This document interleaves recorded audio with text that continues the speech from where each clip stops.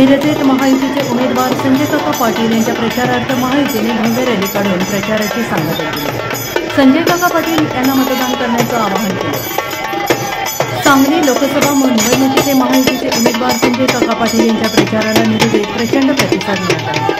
सांगली जिल्ह्याचे पालकमंत्री सुरेश भाऊ खाडे यांच्या नेतृत्वाखाली महायुतीच्या सर्व नेत्यांनी एकत्र येऊन मिरज विधानसभा क्षेत्रात झंझावाती प्रचार करून संजय काका पाटील यांचे कमळ चिन्ह घराघरात पोहोचवण्यासाठी कार्यकर्त्यांनी अहोरात्र परिश्रम घेतले।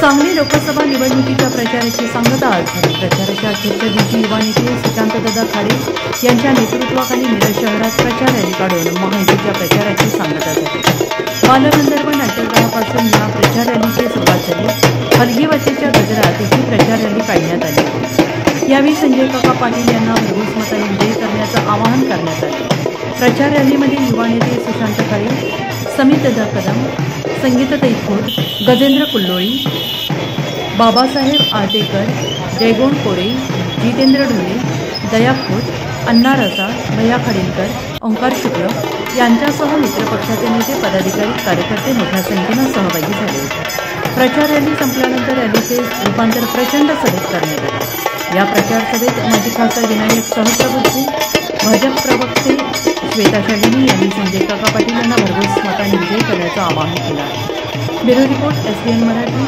मिरज।